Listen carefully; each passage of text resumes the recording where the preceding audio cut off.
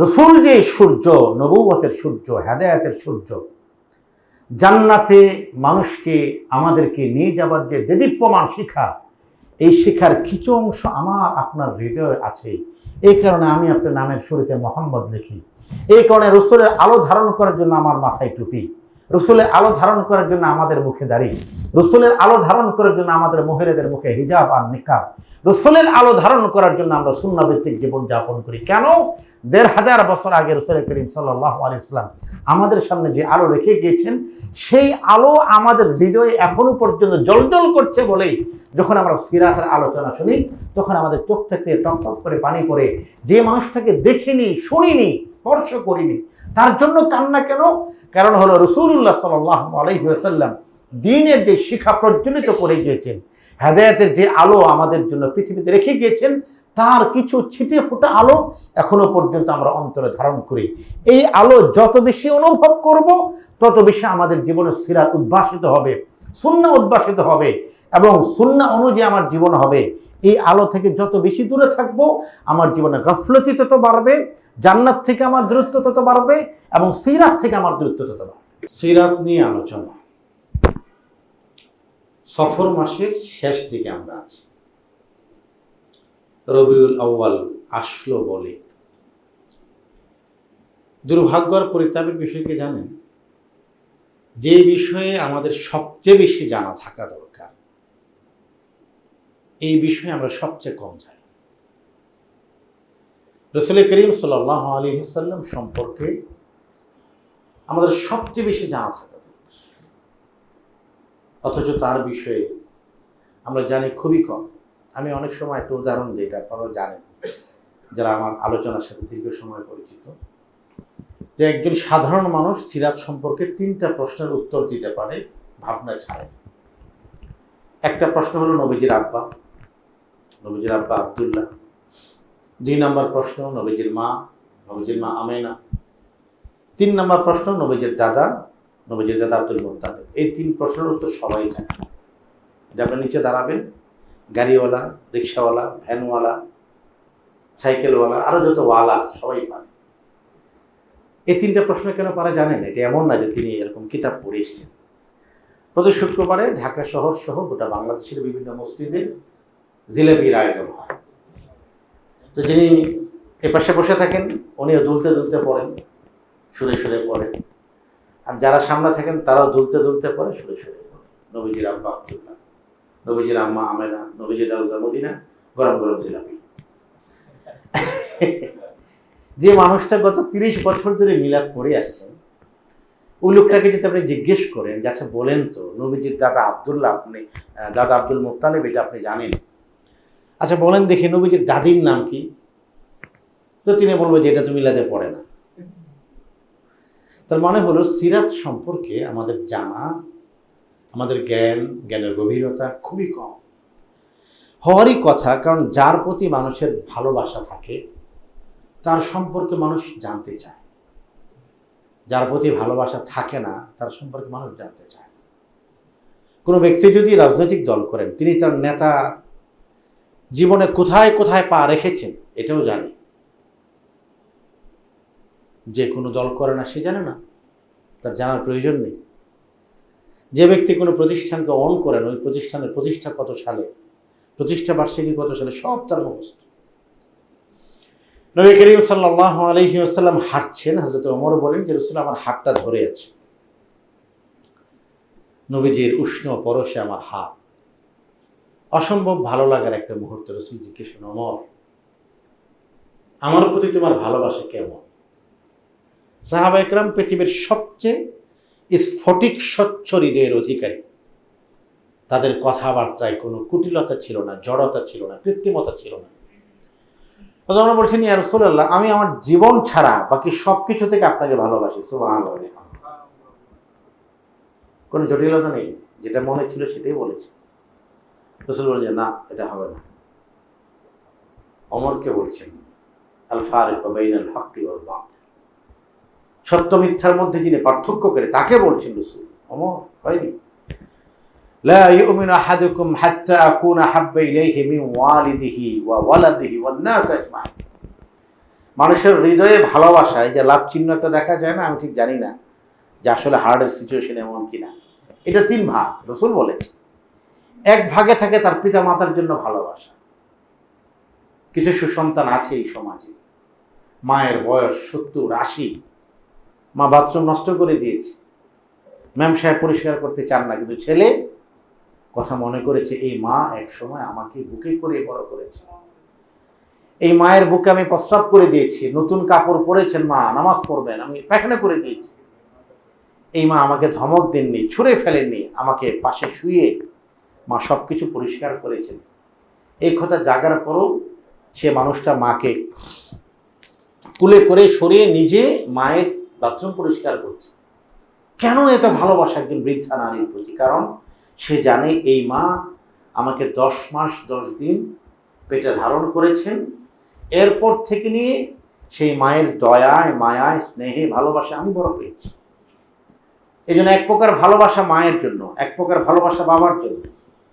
আমি জিজ্ঞেস করছি, ইয়া রাসূলুল্লাহ, আমার বাবার সাথে আমার সম্পর্ক কেমন হবে? রাসূল বলেছেন, তোমার বাবা তোমার জান্নাত। সুবহানাল্লাহ। ইনশিতা, তুমি যদি চাও যে আমার জান্নাত লাগবে, তাহলে তুমি তোমার বাবার সাথে সুন্দর আচরণ করো। যদি তুমি চাও জান্নাতটা দরকার, তাহলে সুন্দর আচরণ করো। তুমি যদি মনে করো না জান্নাত আমার দরকার নেই, তাহলে তুমি তোমার বাবার সাথে যাচ্ছে তাই আচরণ করতে পারো। মানুষের ভালোবাসাটা 3 প্রকার। একটা হলো যাদের থেকে সে এসেছে, মানে ওয়ালিদিহি। আরেক প্রকার ভালোবাসা হলো ওয়ালাদিহি, তার থেকে যারা হয়েছে, ছেলে সন্তান, মেয়ে সন্তান। সন্তানদের জন্য আমরা পাগল প্রায়। সন্তান অসুখ হলে আমি ঘুমাতে পারি না।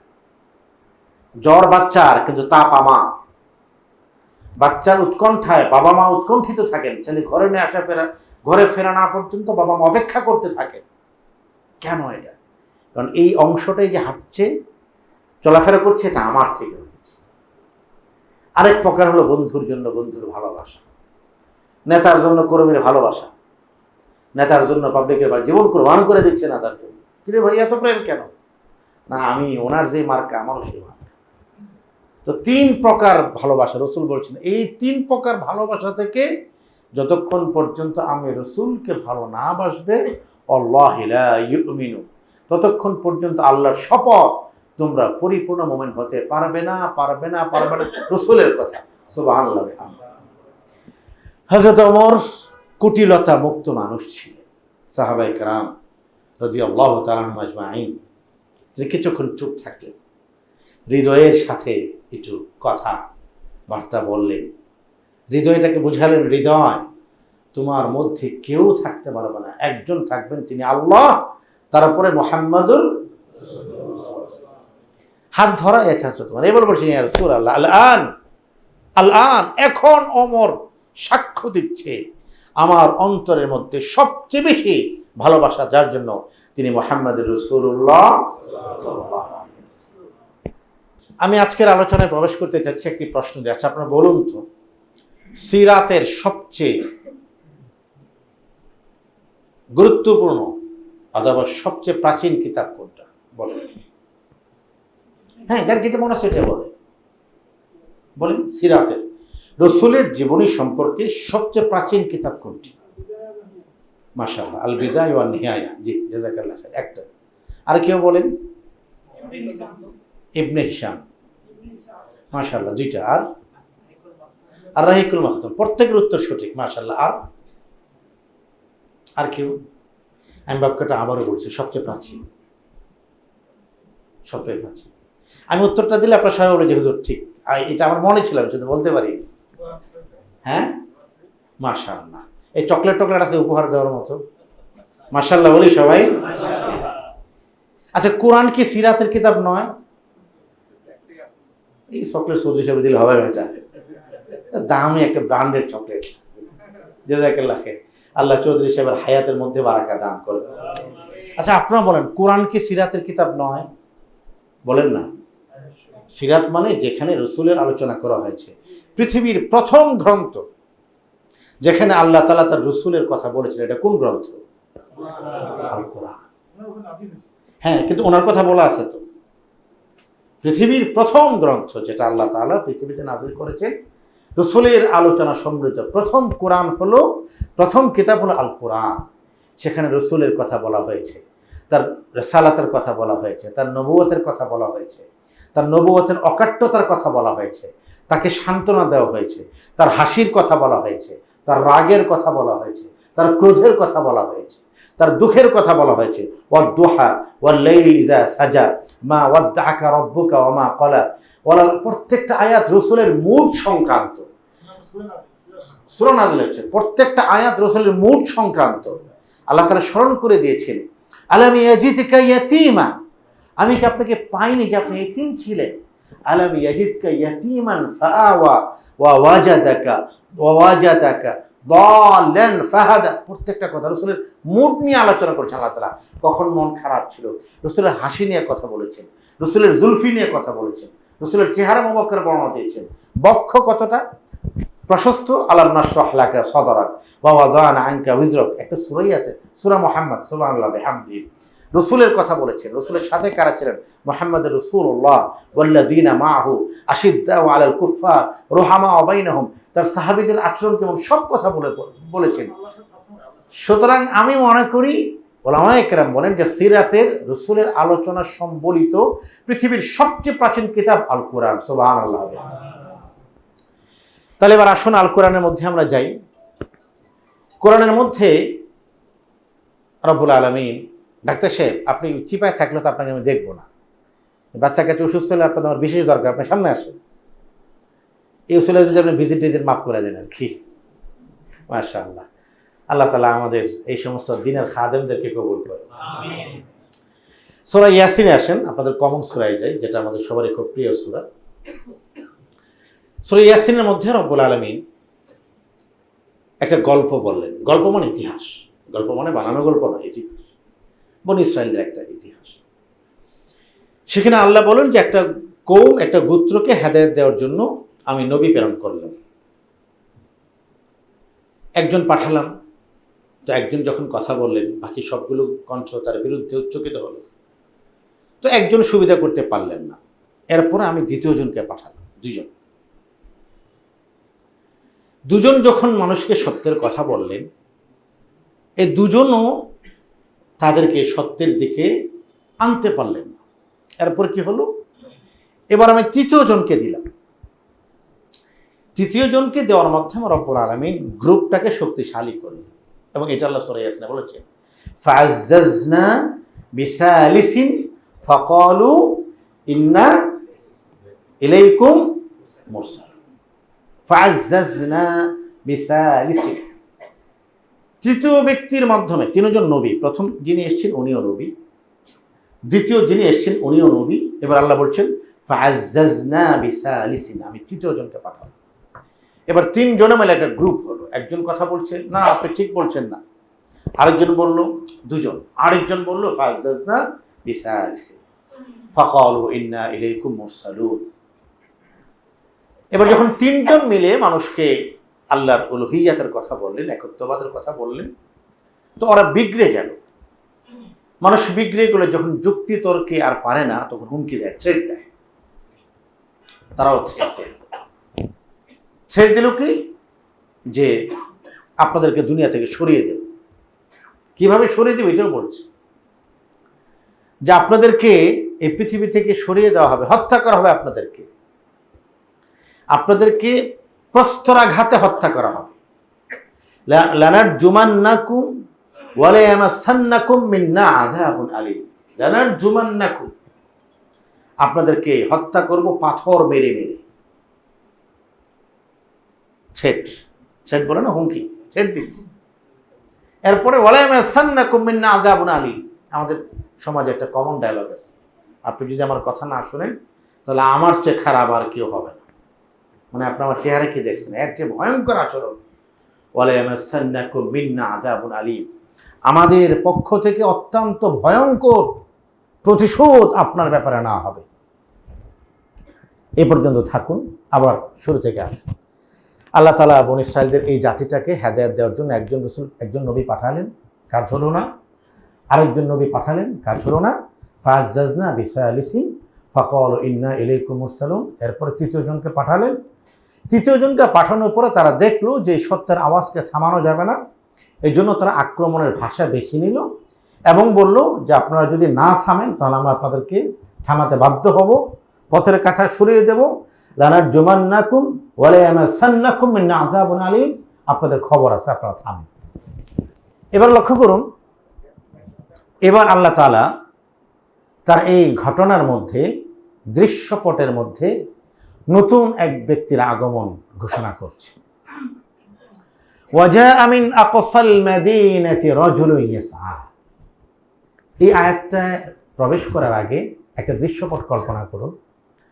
আমরা তো মিডিয়া কথা বলা মানুষ, ধরেন এটা তো আমাদের আল কলমের ক্যামেরা, রাষ্ট্রীয় গণমাধ্যমের ক্যামেরা, যার তার চেহারায় ধরে না, এমন কারো চেহারায় ধরে যিনি ক্ষমতাসীন।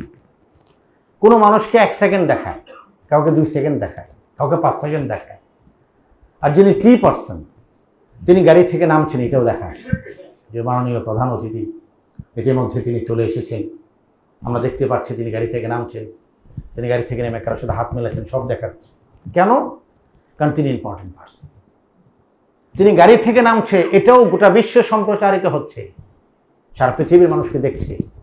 তিনি হাঁটছেন এটাও দেখাচ্ছে, কারোর সাথে হাত মেলাচ্ছে এটাও দেখাচ্ছে। কেন? লোকটা ইম্পর্টেন্ট। আর আমি আপনি যত গুরুত্বপূর্ণ মানুষ হই না কেন, আমরা বলে যাচ্ছি ক্যামেরার ফোকাস আমার দিকে নেই। পরবর্তীতে যে ব্যক্তি আসলেন তিনি এতটা গুরুত্বপূর্ণ যে রব্বুল আলামিন কোরআনুল কারীমে তার আগমনের অ্যাঙ্গেলটা ঘোষণা করেছে। তিনি কোত্থেকে আসলেন এটা বলেছে, তিনি কিভাবে আসলেন এটা বলেছে, হেঁটে আসলেন না দৌড়ে আসলেন এটা বলেছে, তিনি শহর থেকে আসলেন না গ্রাম থেকে আসলেন এটা বলেছে। আসুন আমরা আয়াতে যাই। ওয়াজাআ মিন আকসাল মাদিনাতি রাজুলুন ইয়াসআ। একটা মানুষ এলেন, ওয়াজা একটা লোক, মিন আকসাল মাদিনাতি, জনপদের একেবারে প্রান্ত থেকে, মাদিনা মানে শহর, মিন আকসাল মাদিনাতি জনপদের একেবারে প্রান্ত থেকে, রাজুলুন একটা মানুষ, ইয়াসআ দৌড়াতে দৌড়াতে আসে।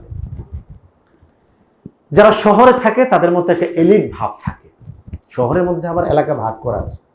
আপনারা তো একটু এলিট এলাকার মানুষ, কোথায় থাকেন ধানমন্ডি বললে একটা ভাব আলাদা, কোথায় থাকেন ভাই বনানী থাকি, বনানী কোথায় ডিউচেস, তাহলে তো এক শ্রেণী আরও হাই। ভাই আপনি কোথায় থাকেন? আমি মোহাম্মদপুরে থাকি। ভাই ডেঞ্জারাস এরিয়া ভাই, ওই এলাকায় যাওয়া যাবে না। আচ্ছা মোহাম্মদপুরে কোথায় থাকেন? বলে আটি বাজার। দৌড় মেরে তো কেরানীগঞ্জ। মোহাম্মদপুর বলতেছেন কেন? মানে বেচারাকে আপনি বুড়িগঙ্গার এরপরই আসতে দিচ্ছেন না। কেউ যদি বলে আবদুল্লাহপুর, তাহলে তো কেউ তার সাথে কি বলে এই বিয়ের সাথে আলাপই করবে, ভাই আবদুল্লাহপুর পরে ভাই একে মিরপুরে আসে। শহরি লোকদের একটা আভিজাত্য থাকে, ওই মানুষটা সো কল এলিট ছিল না, সে গ্রামের লোক ছিল। ওয়াজাআ মিন আকসাল মাদিনাতি রাজুলুন ইয়াসআ। এবার আসুন তার প্রফেশন কি? প্রফেশন তার নাম হলো হাবিব। কেউ বলেছেন তাফসীরে কোনো কোনো কিতাবে আসলে তার নাম হাবিব নয়, হাবিব মানে বন্ধু অথবা শরীক। সে আসলে যেহেতু আল্লাহপন্থী তাওহীদপন্থী মানুষের পক্ষে কথা বলেছে, এই জন্য তাকে হাবিব নাম বলা হয়েছে। কেউ বলেছে না তার নামই হাবিব। প্রফেশন কি? সে আসলে খুব অভিজাত কোনো প্রফেশনের ছিল না, আম আদমি ছিল, সাধারণ পিপুল ছিল। লুটে কি করতো? কেউ বলেছেন যে সে কাঠুরে ছিল, কাঠ কেটে এই কাঠ বিক্রি করে তার জীবিকা নির্বাহ হতো। কেউ বলেছেন সে ধোপা ছিল, ধোপা, সমাজের অভিজাত কোনো শ্রেণীর মানুষ না, বলা যায় সমাজের দলিত শ্রেণীর একজন মানুষ। কিন্তু আল্লাহর কাছে তার গুরুত্ব কতটুকু?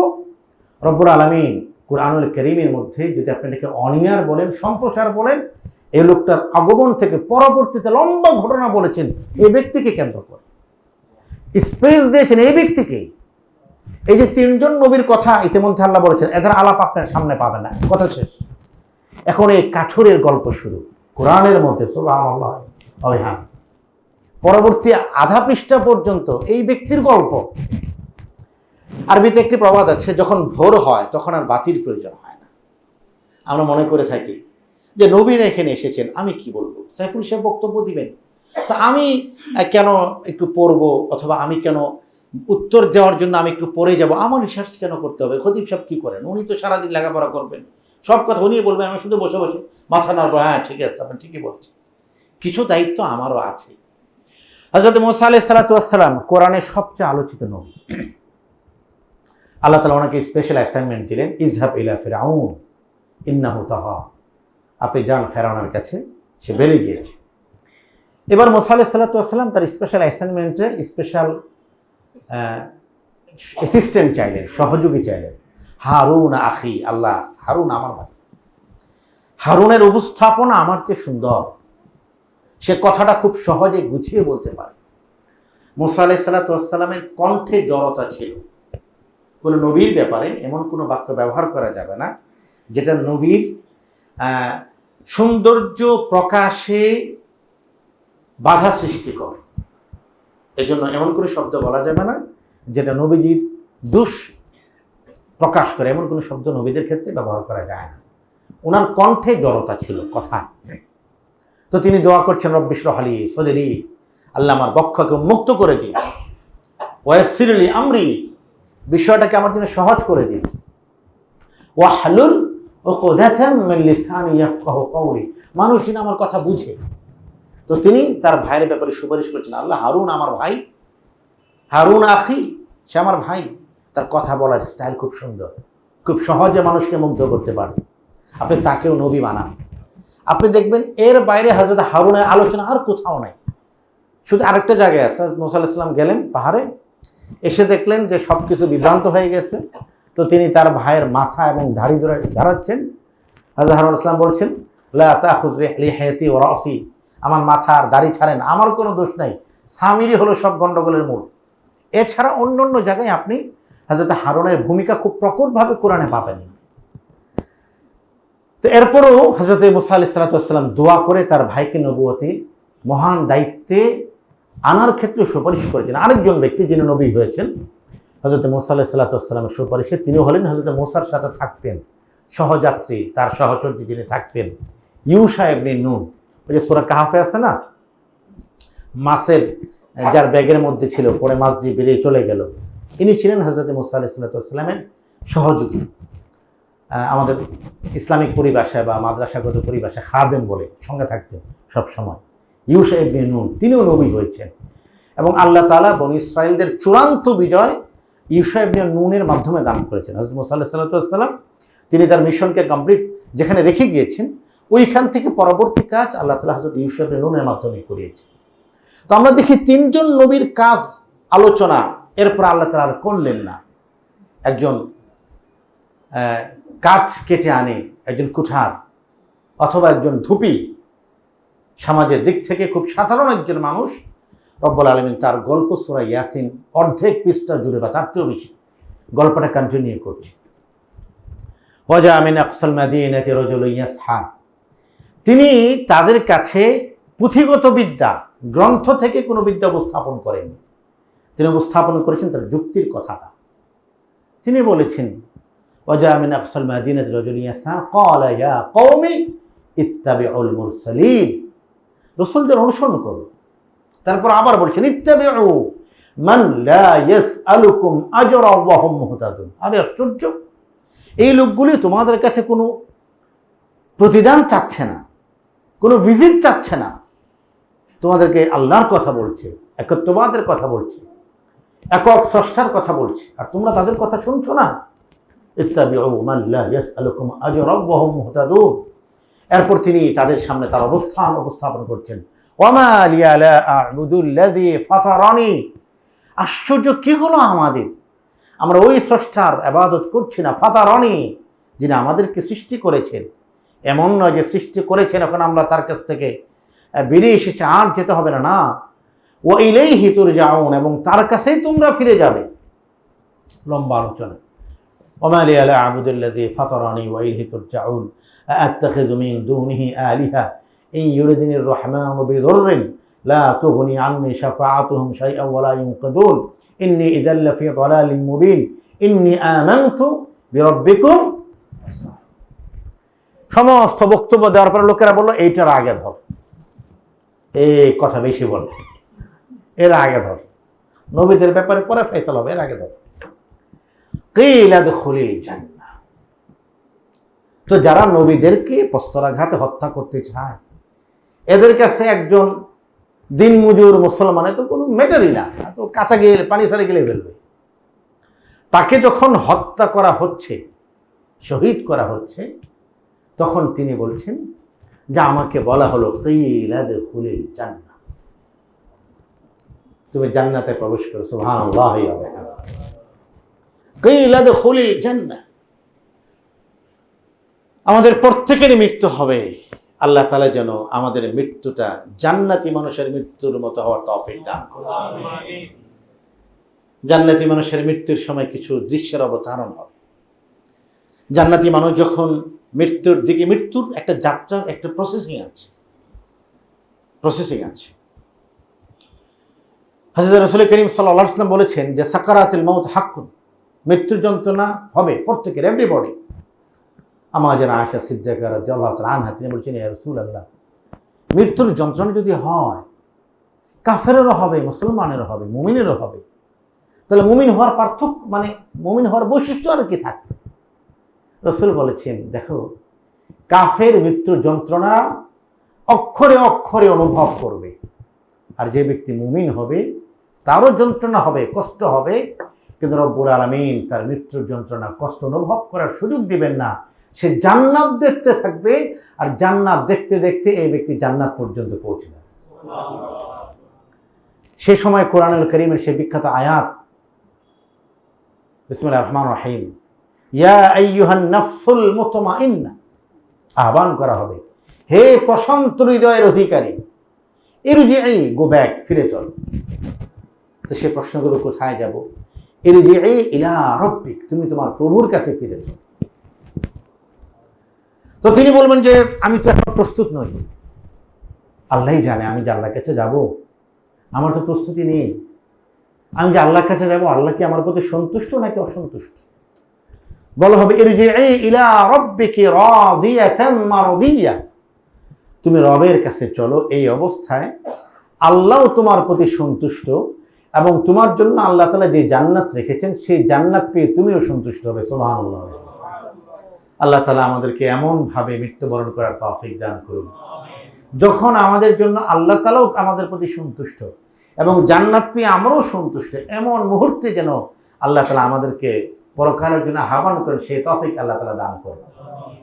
কিলা দুখুলিল জান্নাহ, তাকে বলা হলো তুমি জান্নাতে প্রবেশ করো। কাকে ভাই?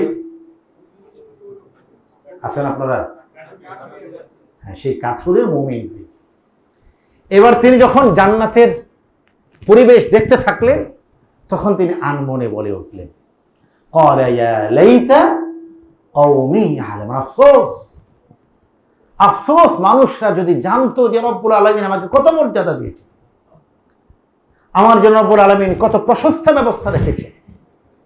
গ্রামের কৃষকের ছেলে এই ভাইটা যখন সৌদি আরবে যায়, গ্রামের বাড়িতে হয়তো ফ্যানও ছিল না, সৌদি আরবে গিয়ে দেখে যে রুমটা তাকে দেওয়া, যেখানে এসি আছে, এয়ার কন্ডিশন, ছবি তুলে মাকে ইমোতে বলতে, মা এই যে দেখো আমার রুমে এসি, আমার নিজের এটা, এই যে ফ্যান দেখো, এই রুমে আমি থাকি, এই যে বক্স খাট দেখো কি সুন্দর রুম।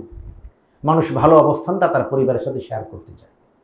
ক্বালা ইয়া লাইতা কওমি ইয়ালামুন, আফসোস, আমার লোকেরা, আমার গ্রামের, আমার এলাকার, আমার গোত্রের লোকেরা যদি জানতো, এবং আজকে যারা আমাকে হত্যা করছে অন্যায়ভাবে, তারা যদি জানতো।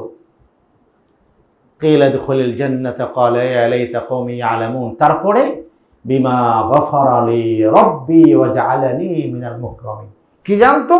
যে আমার রব আমাকে ক্ষমা করে দিয়েছেন, আমি কাঠুরে ছিলাম অথবা আমি ধোপা ছিলাম, সাধারণ মানুষ ছিলাম, ওয়া জাআলানি মিনাল মুকরামিন, রব্বুল আলামিন আমাকে একত্ববাদের পক্ষে থাকার কারণে মিনাল মুকরামিন, জান্নাতীদের মধ্যে শামিল করে মহা সম্মানিত করেছেন। সুবহানাল্লাহ। আমি আলোচনা শেষ করছি, 2 মিনিট। আচ্ছা, আপনি দেখেন এই পর্যন্ত আলোচনা করার পর আবার দৃশ্যপট চেঞ্জ হয়ে গেল। এবার আল্লাহ তাআলা এই আলোচনাকে আর কন্টিনিউ করলেন না। তিনি কোথায় চলে গেলেন? তিনি এবার আসমানে চলে গেলেন। এবার তিনি চন্দ্র সূর্যের আলাপে চলে গেলেন। ওয়াশ-শামসু তাজরি লিমুস্তাকাররিন লাহা যালিকা তাকদীরুল আজিজিল আলীম ওয়াল কামারা কদ্দারনাহু মানাজিল হাত্তা আদা কাল উরজুনিল কাদীম লাশ-শামসু ইয়ানবাগী লাহা আন তুদরিকাল কামার ওয়ালাল লাইলু সাবিকুন নাহার ওয়া কুল্লুন ফি ফালাকিন ইয়াসবাহ। আপনার কাছে কি মনে হয় যে আল্লাহ তাআলা কোনো প্ল্যান ছাড়াই কথাগুলি বলেন? না, প্ল্যান আছে। কোরআনের সবচেয়ে বড় তাফসির হলো তাফসিরুল কোরআন বিল কোরআন, কোরআনের এক আয়াত দিয়ে আরেক আয়াতের তাফসির। এবার সূরা হাজাবে যাই আমরা, সেখানে আল্লাহ তাআলা তার রাসূল সম্পর্কে বলেছেন, ইন্না আরসালনাকা শাহিদা ওয়া মুবাশশিরা ওয়া নাযীরা ওয়া দাঈয়ান ইলাল্লাহি বিইজনিহি ওয়া সিরাজাম মুনীরা। এখানে প্রত্যেকটা বাক্য নিয়ে 1 ঘন্টা বলা যায়, যে প্রত্যেকটি কথা আমাদের হৃদয়কে স্পর্শ করবে। আমি সময় নেই, আমি শুধু একটা বাক্যের ব্যাখ্যা করছি। আল্লাহ তাআলা রাসূলের উপমা দিয়েছেন, ইন্না আরসালনাকা শাহিদান ওয়া মুবাশশিরা ওয়া নাযীরা ওয়া দাঈয়ান ইলাল্লাহি বিইজনিহি ওয়া সিরাজাম মুনীরা। হে রাসূল, আপনি সিরাজ, আপনি সূর্যের মতো, মুনীরা, দীপ্যমান সূর্যের মতো। এখানে সূরা ইয়াসিন রব্বুল আলামিন চন্দ্রের সূর্যের কথা বলেছে এবং বলেছেন সূর্যের আলোটাই হলো মূল আলো, চন্দ্রের কোনো আলো নেই। বিজ্ঞানীরা কিছুদিন আগে বের করেছে যে চন্দ্রের কোনো আলো নেই। আল্লাহ তাআলা ১৫০০ বছর আগেই বলেছেন মূল আলোটা সূর্যের, চন্দ্রের কোনো আলো নেই। সূর্যের আলোতে চন্দ্র আলোকিত হয় এবং সূর্য কখনো অস্তমিত যায় না। আমরা দেখি পশ্চিম আকাশে সূর্য হারিয়ে গেলে হারায়নি, সে আরেক জায়গায় গিয়ে উঠেছে। কিন্তু যেহেতু আমরা এমন একটা জায়গায় আছি এখন আর দেখা যাবে না। রাসূল করিম সাল্লাল্লাহু আলাইহি ওয়াসাল্লামকে আল্লাহ তাআলা সূর্যের সাথে উপমা দিয়েছেন, দীপ্যমান সূর্য। সেই সূর্যের আলো চন্দ্র পায়। মুহতারাম, একটু লক্ষ্য করবেন, রাসূল যে সূর্য, নবুয়তের সূর্য, হেদায়েতের সূর্য, জান্নাতে মানুষকে আমাদেরকে নিয়ে যাবার যে দেদীপ্যমান শিখা, এই শিখার কিছু অংশ আমার আপনার হৃদয়ে আছে। এই কারণে আমি আপনার নামের শুরুতে মোহাম্মদ লিখি। এই কারণে রাসূলের আলো ধারণ করার জন্য আমার মাথায় টুপি, রাসূলের আলো ধারণ করার জন্য আমাদের মুখে দাড়ি, রাসূলের আলো ধারণ করার জন্য আমাদের মহিলাদের মুখে হিজাব আর নিকাব, রাসূলের আলো ধারণ করার জন্য আমরা সুন্নাহ ভিত্তিক জীবন যাপন করি। কেন? ১৫০০ বছর আগে রাসূল করিম সাল্লাল্লাহু আলাইহি ওয়াসাল্লাম আমাদের সামনে যে আলো রেখে গিয়েছেন, সেই আলো আমাদের হৃদয়ে এখনো পর্যন্ত জ্বলজ্বল করছে বলেই যখন আমরা সিরাতের আলোচনা শুনি তখন আমাদের চোখ থেকে টপটপ করে পানি পড়ে। যে মানুষটাকে দেখিনি, শুনিনি, স্পর্শ করিনি, তার জন্য কান্না কেন?